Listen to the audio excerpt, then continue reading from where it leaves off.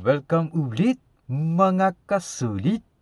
So may panibago na naman tayong video dito sa ating sulit o hindi sulit channel. So last time mga kasulit, ni-review natin itong camcorder from Sony. So ito review natin, pinakita ko sa inyo yung feature nito at mga footage na kinuha ko na isang event. So meron lang nagka-problema dun sa event na ginamit ko dito kasi medyo malikabok yung buong events. So medyo merong pumasok dito mga alikabok sa loob ng lens. So yan, yung iba nga parang hindi bumabalik. Pero I think okay pa naman siya, wala na rin naging problema, still recording, and well, nakita na naman sa video yung mga footage na kinuha ko. So ngayon, bumili ako dito ng accessories para maprotektahan ko ito yung lens na to. Ayan. So itong lens na to, meron siya ditong ring para sa pagkabit ng mga accessories na may sukat na 48mm. Yeah, 48mm ito. So yan. Wag na.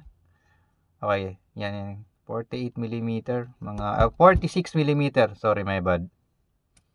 Yan, lagay natin dito sa may 46. Yan, dito yan, 46. Yan. Yan kalaki, mga 46mm. So, bumili ako ng accessory dito para maprotektahan ko ito. Ito na siya ngayon, nandito. Yan, bumili ako. So, ito. Then, ito yung order number. So, yan ang nakuha ko. Then, ngayon, buksan natin. Kasi, ano ba yan? So, nandito na siya. So, ito yung laman. Naka-bubble wrap lang siya. At na yun na yung mga accessories na binili natin. So, hugutin natin. Okay. So, ito yung accessory binili ko. So, unahin muna natin yung ito. Unahin natin ito. Ito ay isang yan, 46mm to 55mm ring, parang resizer or ang tawag nito, pampalaki lang kasi yung available lang kasi yung nabili ko sa kanila sa isang store, yung itong lens cap is just only tawag ito 52 ata yun, or ano ba yung pinakamaliit dun. Ating ito lahat yung pinakamaliit nila. Yan, 52mm. So, ito kasi 46mm. So, bumili ako nito para lumaki naman siya at maging 52mm. So, ngayon, buksan natin. Then, ito siya. Aluminum ba? Yan, aluminum nga. So, yan. So, ito yung thread ng 46mm. Yan, makikita nyo. 46mm. Tsaka ito yung 52mm. So, yan. So, pwede natin ikabit yan dito. Yan.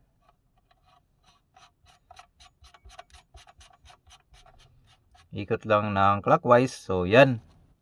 Yan na siya. So, ito buksan naman natin. Ito naman yung tawag ito 52mm na lens cover. So, may kasama siyang thread pangkabit. Then, ito siya. Yan. Para nag-squeeze siya kung unlock mo na doon sa may camera. Ikakabit. Yan. Then, try natin kabit dito. Yan. So, yan. Pwede naman dito. Humawak. O, dito. Kasi malilas yung kamay ko. So, yan. So, meron ba siyang? Ito yung so, wait. Tingnan natin.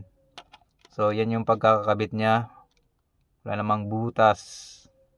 So, well, good. Parang sealed na sealed naman. So, kasya na siya sa 52. Kasi kung sa 46 lang, hindi yan kakasya. Masyadong masikip kung sa 46mm lang. Kaya pinalikan ko sa 52mm.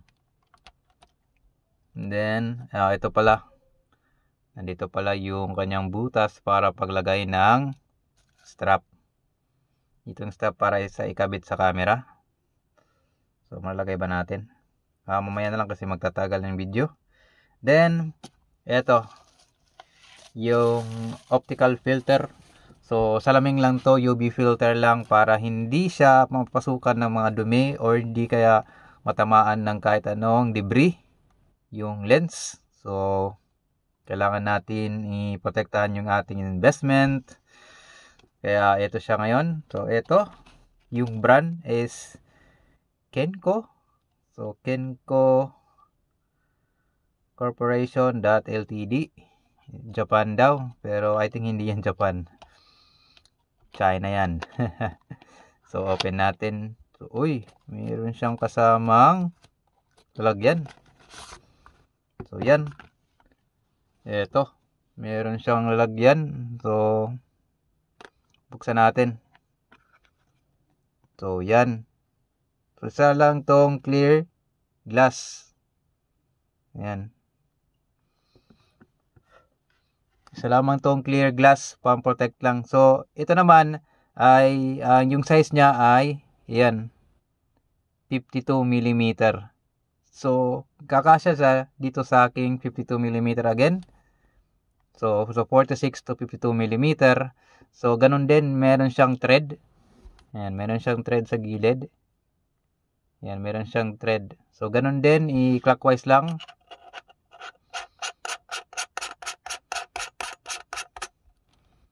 So, yan. So, protektado na yung ating camera kahit yan, nakabukas yan. Yan.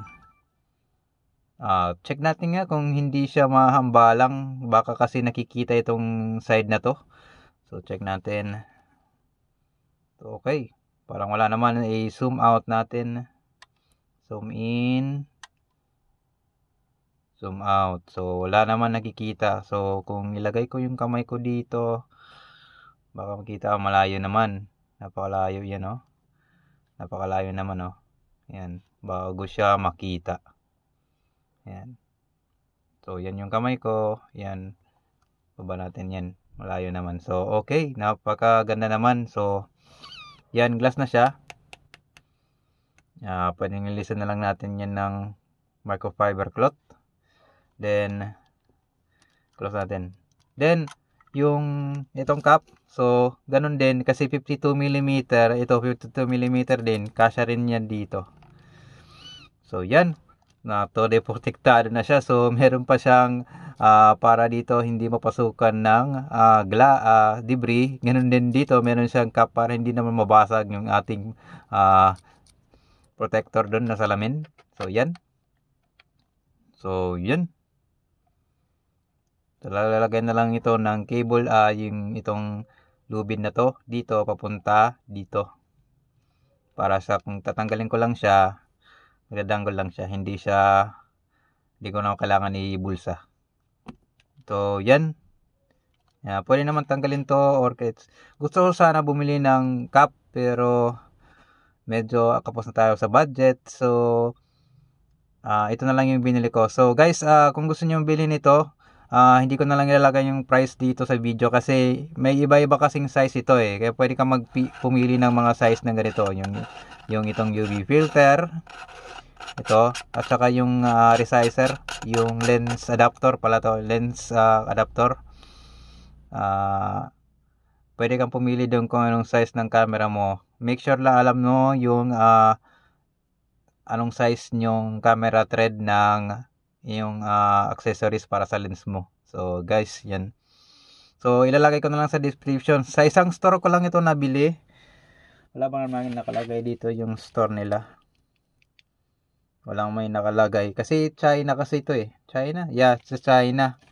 So, check nyo na lang. Ilalagay ko na lang sa description kung saan nyo ito mabibili para ma-check nyo kung saan pwede ka mabili dito. So guys, thank you for watching. You can like, share, and subscribe to my channel para sa ating susunod na mga review and test video dito sa ating sulit o hindi sulit channel. Babu! So, okay.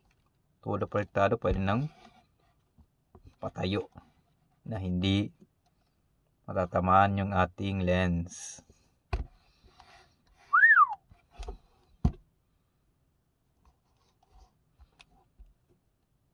Napakaganda.